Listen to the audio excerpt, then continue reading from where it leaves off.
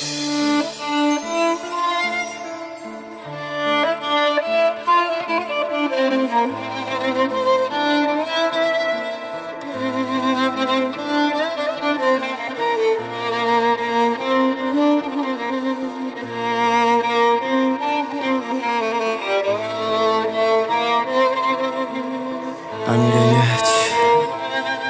سلام مهربونم، این وصیت نامم. زندگی مثل سیگاره که آخرین کامم.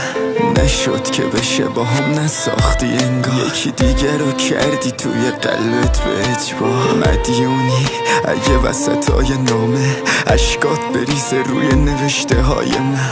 چون زیادی خواهانت بودم، دور داشتی تو با اشتباه من. یعنی میشه وقتی گوشه اتاقت نشستی و داری به خاطرات اون فکر میکنی، یهو خیلی اتفاقی بهت یه زنگ بزنه ببینی اونه و از خوشحالی سکته کنی. یعنی میشه وقتی از همه ی دنیا سیری که دوست داری باشه رو تو آغوشت بگیری، بهش بگی ببین من همه چیزم تویی. کار چشات فقط این باشه که چشاشو ببین. یادت اوایلش همه چی عالی بود، لعنتی مشکلمون فقط مالی بود.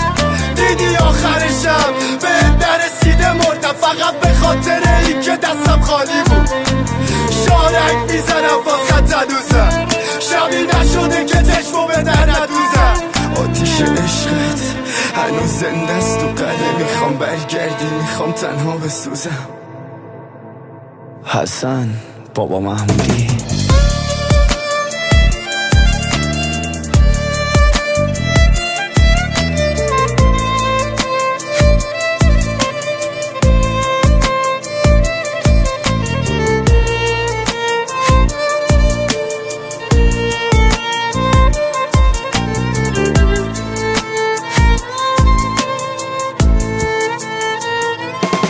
زمونه وقتی بخواد یه جاش که تو دراره، چند تا عکسم ازش داشته باشی کفایت میکنه. هر چقدر که داره ازت دور میشه با غریبه های بیشتری رفاقت میکنه. انگار که داره با چشات رقابت میکنه. اون میره و به نبودنت یادت میکنه. دیوونه تو که میدونی طاقت نداره. چقدر خوشحالی تکی داره حسادت میکنه. شب و تا صبح کارم شده پول خوردن،